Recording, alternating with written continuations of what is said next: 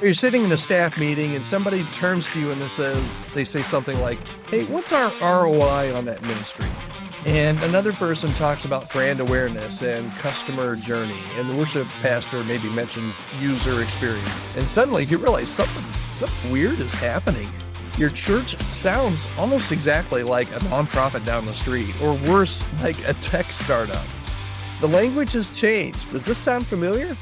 We need to talk about that today, right here on the Healthy Church Staff Podcast. Hi there, my name's Todd Rhoades.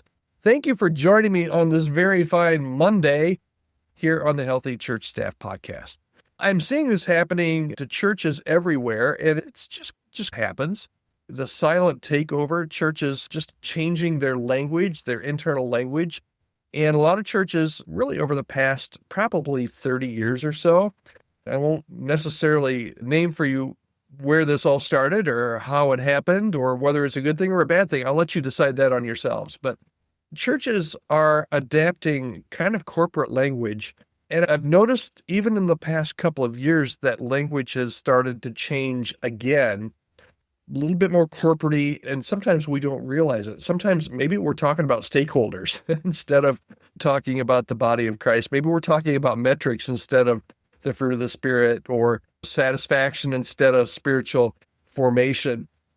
This kind of thing creeps in really slowly, and I'm not saying it's horrible. I'm just saying we need to realize when this happens, because a lot of times nobody really notices, and before you get a little bit of creep to where you're talking a different language than most people would expect in your church.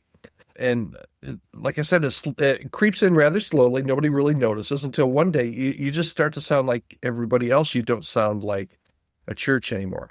And here's why I think this matters, okay? Because when you start sounding more and more like a business, you start to think like a business. People become targets and demographics, and success gets measured in numbers rather than transformation. And staff meetings focus on efficiency, not in ministry. And you optimize for growth, not discipleship. Growth's important too, but the sacred sometimes gets squeezed out by the strategic. And believe me, I am as much of a vision and a strategy guy. I love that stuff. And I am not, please don't hear me say this, I am not anti-vision or anti-strategy or anti-excellence. I think everything we do should just overflow with excellence. But sometimes I think there's something that we could be losing, because we don't just serve people. We serve people, but that's not it. We also shepherd souls, and we don't just run programs. We actually are there to facilitate encounters with God. And our product isn't a service. It's transformation. Our customers aren't clients. They're our families. And our success isn't measured in how we're doing quarter over quarter. It's measured in the results that we're getting for the kingdom, eternal results. That's what makes this whole thing different. That's the one thing that we can't afford to lose. And honestly, if you think about it, that's why you joined up.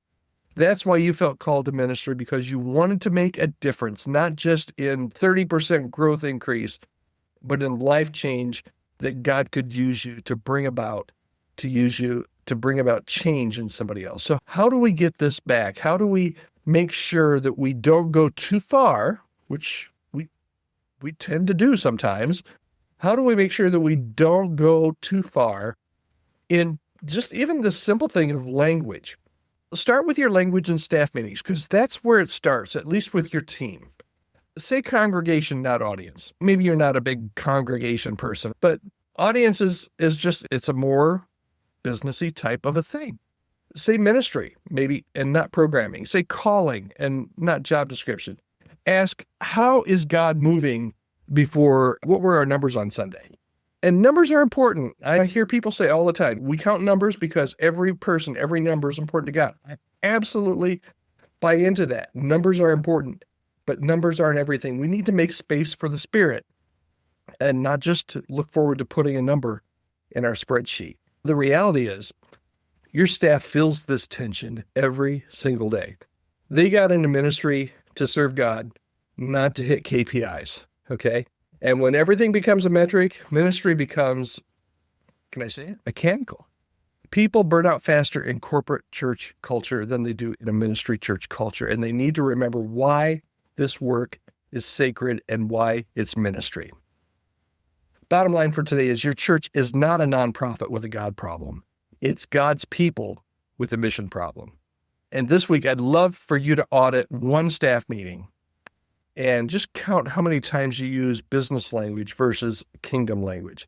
It's subtle, I know, but language matters.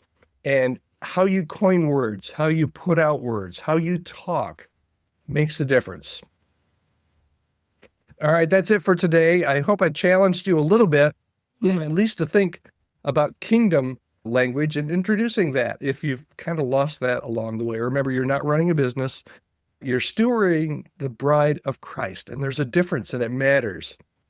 And I hope if this helped, that you share it with another church leader who maybe needs to hear about it.